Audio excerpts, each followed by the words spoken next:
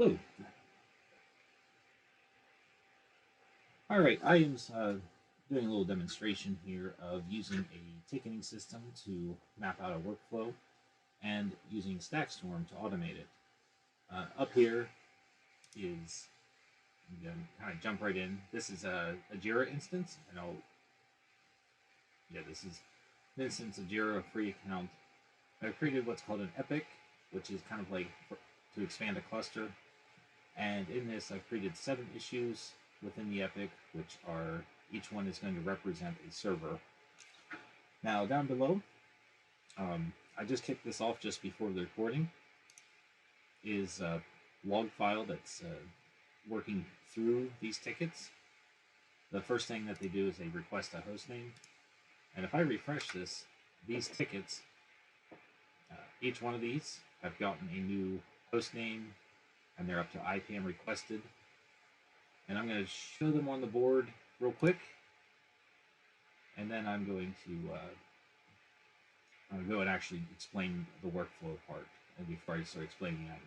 This is a high-level view, the assignment phase. And in assignment are things like request, host name, location, IP address, and DNS. There's a ready to rack, ready for iDRAC, validate, and then the OS phase. And those are 3 stages, and it gives you a high-level overview of where each server is.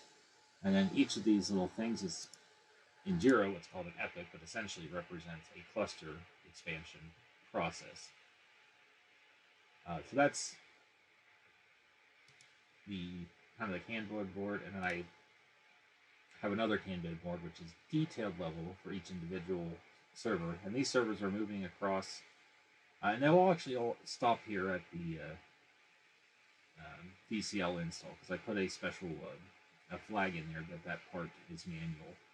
Once these all get in there, and I think they're all going to hit there now. So while they're stopped there, I'm going to go ahead and show the what Jira workflow is. And the reason I'm using Jira here is because the tool that we may end up using, that we're looking to use, ServiceNow, doesn't really allow end users to develop it, to develop workflows. You need a team of engineers or developers, ServiceNow developers, and you need meetings and design requirements and stuff. With Jira, it's really made, it's developer friendly, and it's developer friendly, and it's also PM friendly. So, oops, that's not the one I want. So I apologize for that. Expansion build out is the one I want. It allows, in places I've worked, usually the project manager manages the workflow for the project they're responsible for, and which to me makes a lot of sense. And they make it really easy to do so. So this is the workflow for an expansion build out. We open, and this is specifically for the servers. I did not create any real customizations around the cluster build, but we go from open to hostname requested, location, IPM, DNS, DCL, iDRAC, and so on and so forth until notify platform done. And I have a status called troubleshooting, which is if any of these steps fail, we can move it into troubleshooting, and it will sit there until someone like me does the troubleshooting, or maybe we create a ticket off of that for somebody else. And then once we're done with troubleshooting, we have the ability to move it into any location. So if we have trouble getting the IP addresses, we might manually go out, get the IPs, do the DNS, and move it to ready to say that it's now ready to rack, and have the data center do their install. As an example, we might, if we're doing troubleshooting, we might skip some steps and move it down. And actually, I want to show this workflow. So here, issues. I want to show a little bit more with the workflow that you have capability. And the idea here is not so much that, like I said, we probably will not be doing Jira unless the other plan falls through. And I was looking at some other tools like Process Maker that have a lot more customization you can do around workflows. But with this Jira, it's a widely used product. There's a lot of community support and enterprise support, and it actually would be cheaper. It's about 20,000 for a data center enterprise license for up to 500 users,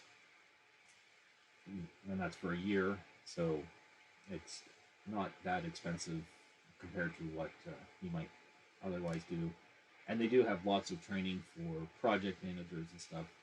Uh, I've always used Jira as a user prior to this, so it actually took me a week or so to figure out how to create this workflow the way I wanted it, because there's you actually have to make the workflow when it's not associated with the project, and then associate it with the project at the end.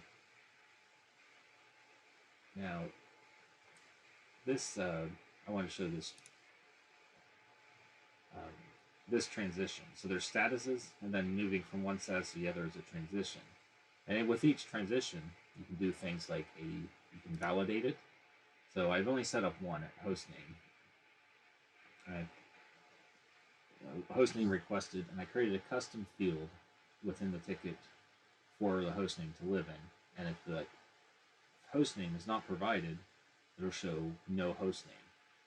And then there's also triggers you can do for automatic transitions. So for instance, I could have gone the other way. As soon as you enter the host name, it can automatically transition it to the next step.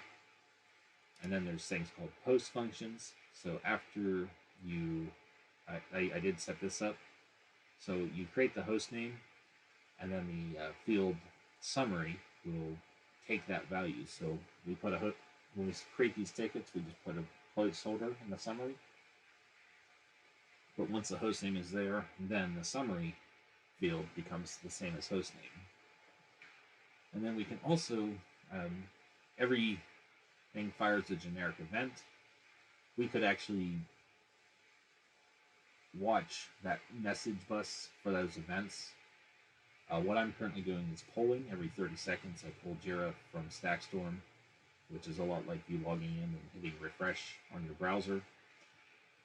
But we could actually have Stackstorm, or I'm sorry, we have Jira either make calls out, webhooks out to a specific system, or they fire events out on the bus, and then something can just be watching for those events to occur, which is much less resource intensive than polling.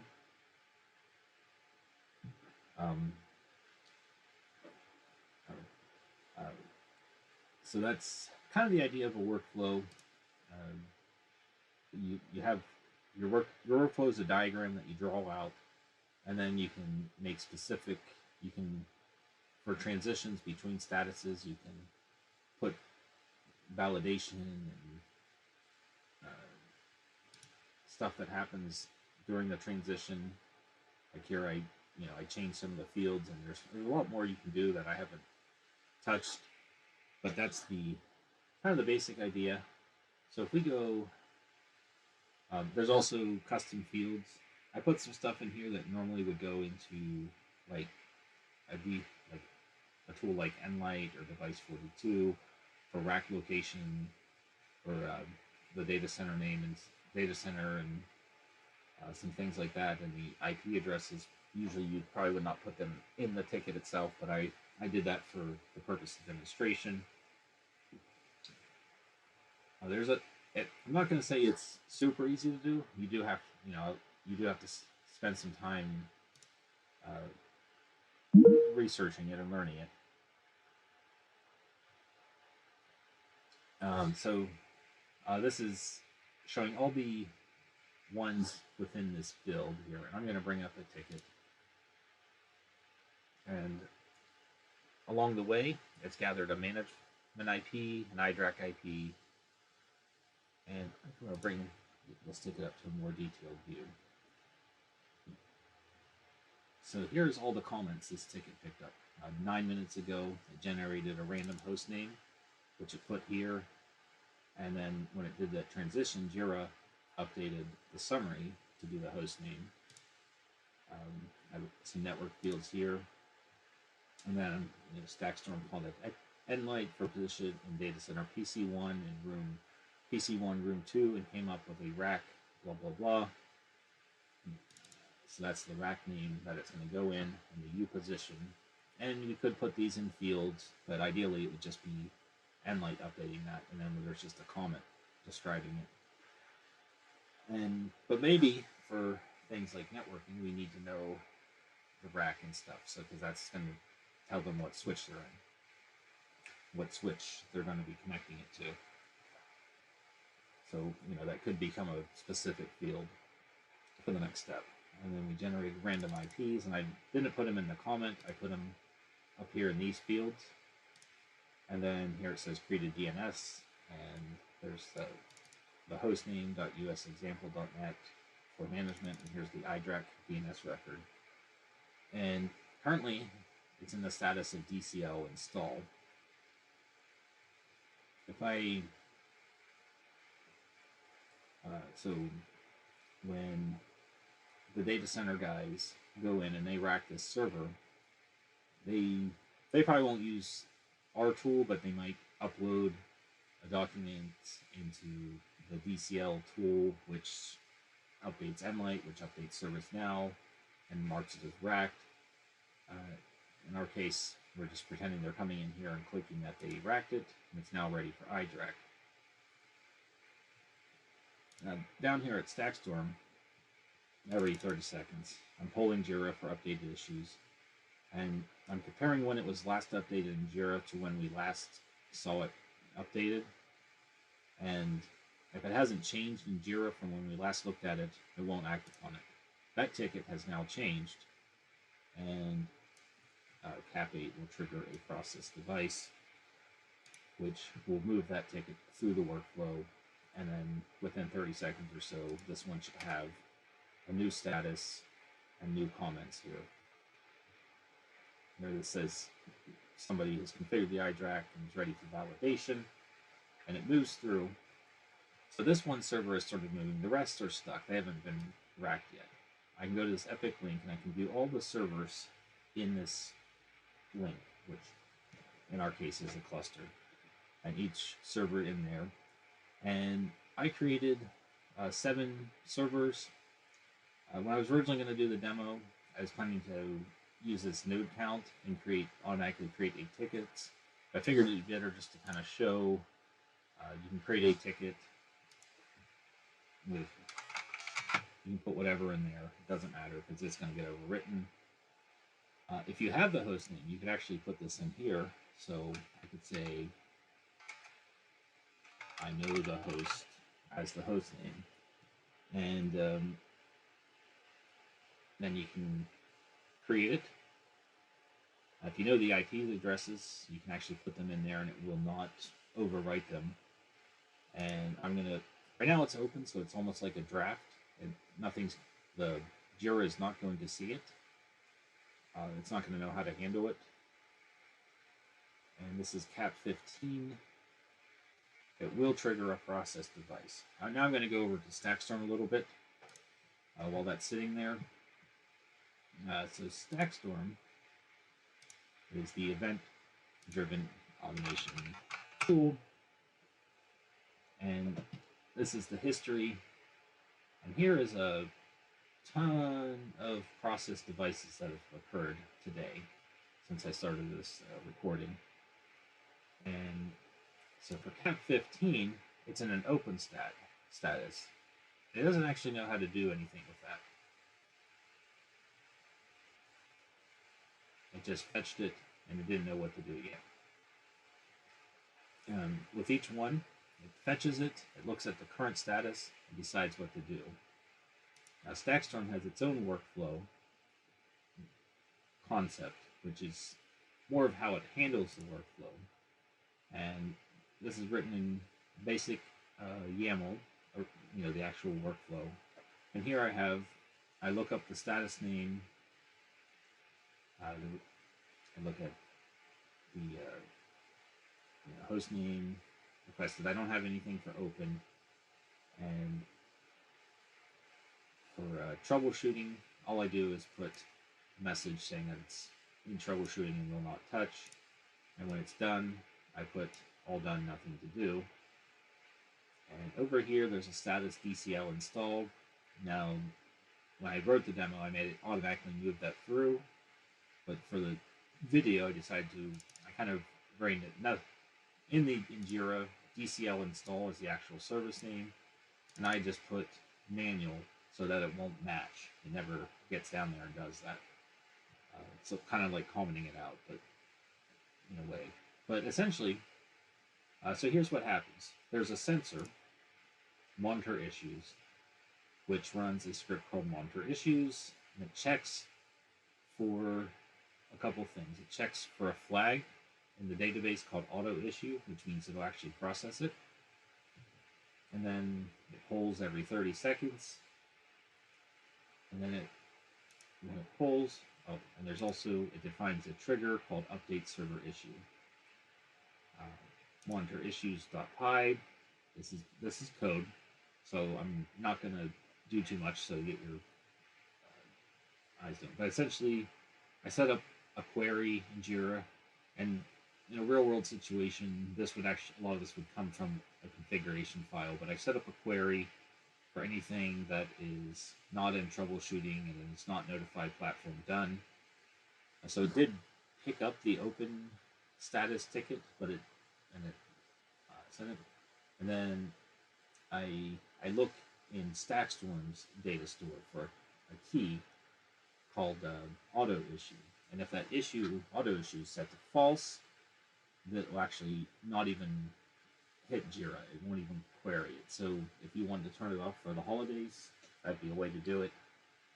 We could actually still query Jira or our ticket system, but maybe have a field in the ticket itself specific. But we could have something like, unless it's right now it's in backlog, we could say if it's in the backlog, don't do it, but don't do anything with these. But if it's in process, or if we could say if it's in a hold status, we don't do anything.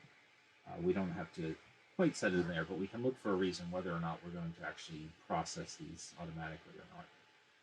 And this one is probably done. Yeah, notify platform done. That server's done. These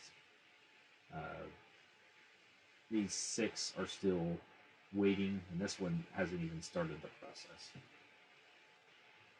All right, so we're polling, and if we do the poll, then it'll run that query, and we'll compare the updated timestamp, which is here 4 minutes ago, to when we last updated in the data locally, when we last looked at it. And if it's different, and I'm not even saying newer, but if somebody changed this time to be 10 minutes ago, and it's now different, then it will go ahead and it'll kick off a trigger called detect demo update server with the ticket ID as a key. And then that process device, so that trigger goes out there, and it doesn't do anything by itself. So you need a rule. The rule we made is called handle update. That's an old name from an example service issue. It should be server. And this looks for the trigger of type update server issue, and it calls the action process device, which is this workflow I showed when we first went down here. So if we go into StackStorm, unfortunately these pages don't auto-refresh, so when you get to them, they might be a little bit stale. Jira's the same way, but I won't get into it. But you can see every time a trigger, all the instances of that trigger going out, and then the rule that enforces it. You can see every enforcement of a rule, and it gives you an execution ID and stuff, which is important if you're troubleshooting. You can actually pull up the details of that execution ID, and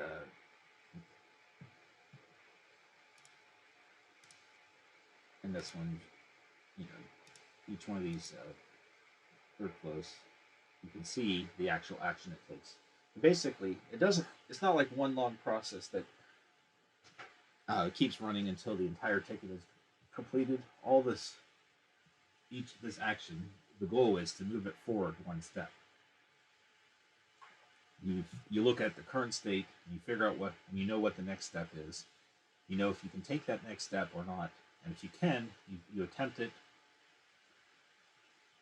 and move it forward, and then you stop running, and then eventually, by pulling or a trigger or something, will cause you to look at the ticket again and see if you can move it forward anymore.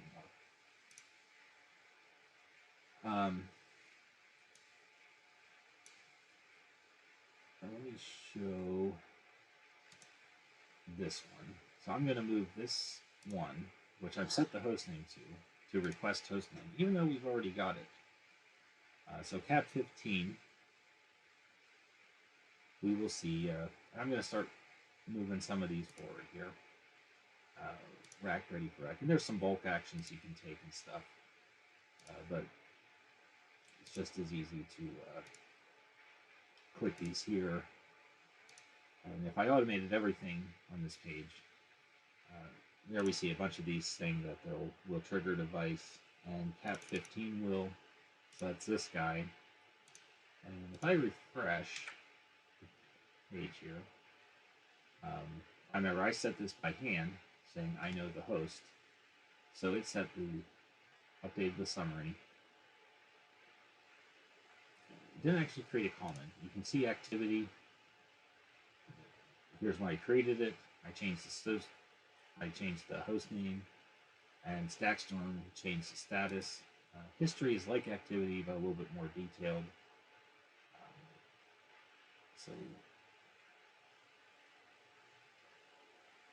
Stackstorm made the changes from host name to location requested. I made this change here. Work log is for if you're logging time, like an hour, you spend an hour on it. Not too important here. Oh, you can see it's already updated. It's contacted Nlight. You can view a ticket within the workflow. So this is where we're at currently. And then from any specific one, you can go and view it on the board. And like I said, I have the high level view.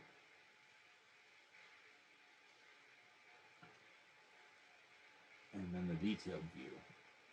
So this one's in assignment phase, this one's in DCL, these two are in DCL and these are in the OS phase, and this one is done. You can watch all the tickets as they move through, all the servers as they move through. And if we need to create switches and manage those, or cables, or something like that, they might have a slightly different workflow than the servers would, like they wouldn't have OS installation.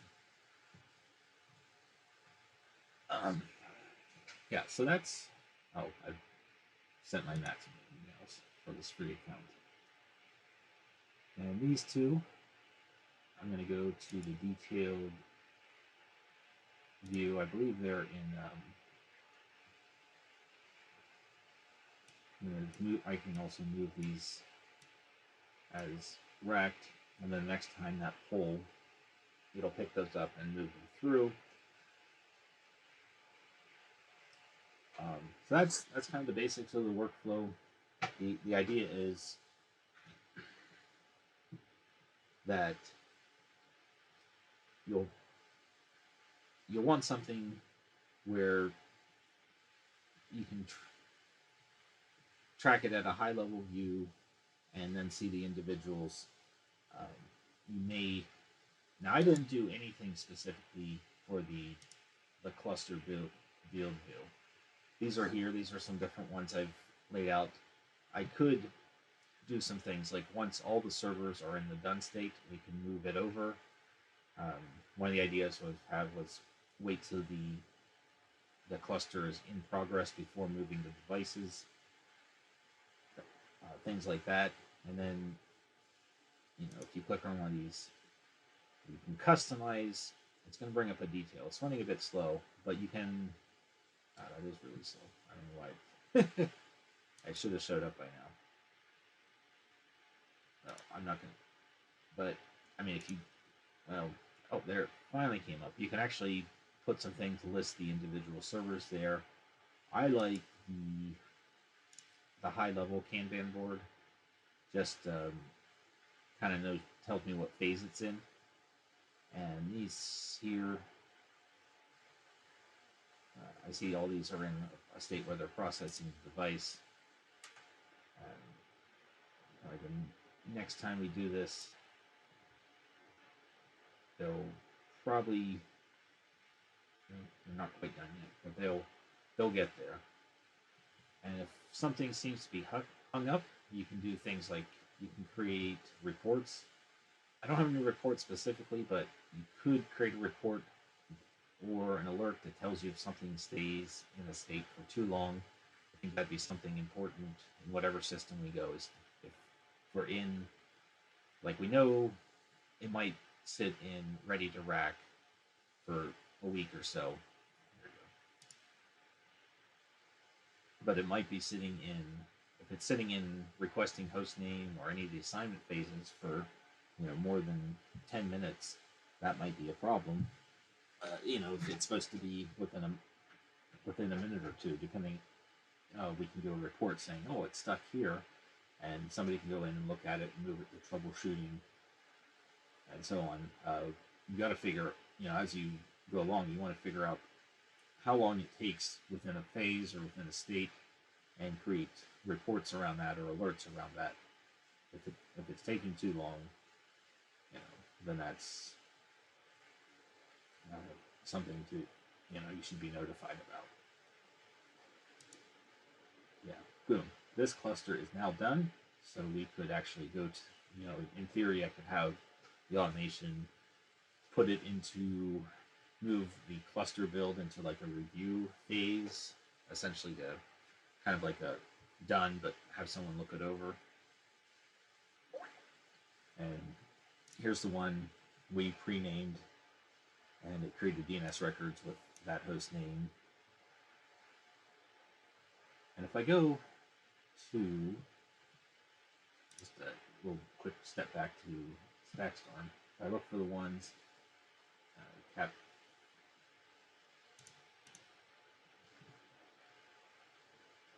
the cap 15 ones, configure iDRAC.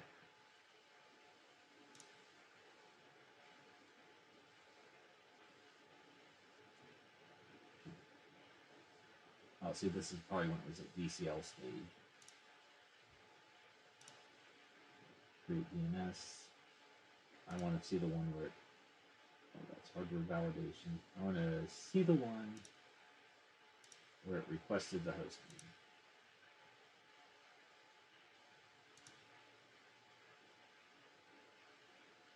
name. And in my thing here, I could see it already had a host name, transition to request location.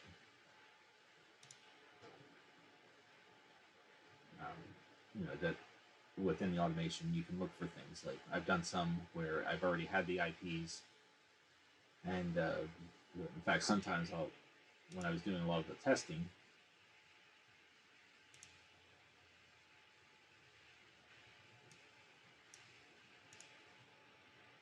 I want to go to